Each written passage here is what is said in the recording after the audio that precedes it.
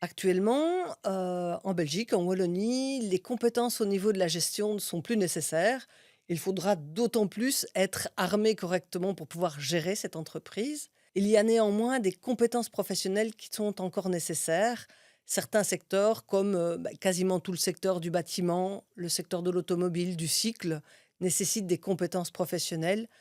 Tout ce qui est service aux personnes également, coiffure, esthétique et des produits de bouche comme la boulangerie-pâtisserie, restaurateur, traiteur, sont des activités qui vont nécessiter des compétences professionnelles. Elles vont pouvoir être prouvées, soit sur base d'un diplôme, des études qui ont été suivies, mais on peut aussi, se baser sur une pratique professionnelle acquise, en tant que salarié et notre guichet d'entreprise est là pour, analyser toutes ces pratiques avec vous.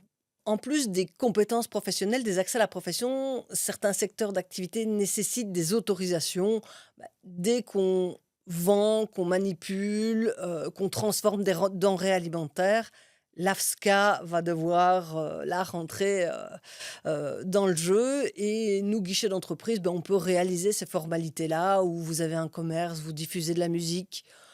Pareil, unisono, on réalise les formalités. Vous êtes entrepreneur et vous avez l'intention de faire des soumissions pour des travaux publics.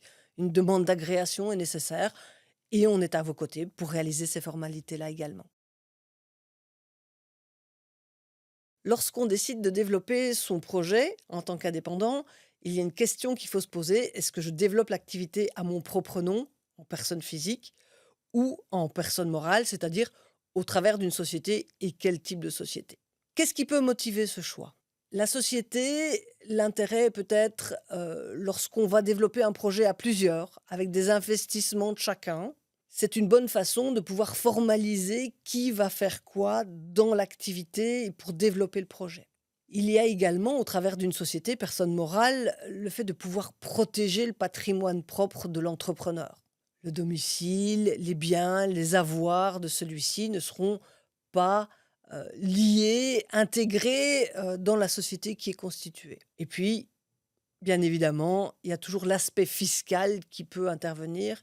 Si dans le projet, dans le plan financier qui a été établi, on se rend compte que l'activité va développer finalement beaucoup plus de revenus que ce que vraiment l'entrepreneur n'a besoin, il y a peut-être l'intérêt fiscal de constituer l'activité au travers d'une société, donc d'une personne morale.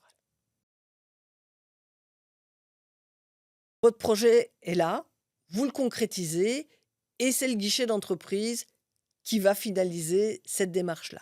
Alors, qu'est-ce que concrètement le guichet d'entreprise va faire? Il va vous inscrire dans la Banque Carrefour des entreprises, la BCE, c'est-à-dire la base de données où on retrouve tous les indépendants. On va y retrouver qui, vous, ce que vous allez exercer, où et à partir de quand.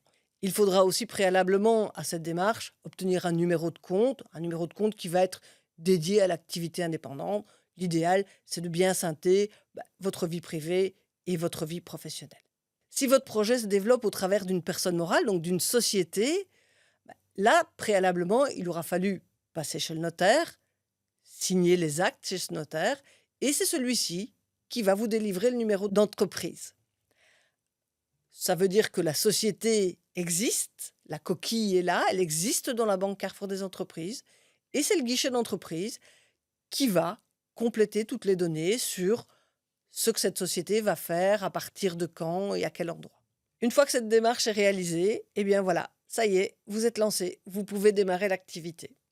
UCM, indépendant et uni.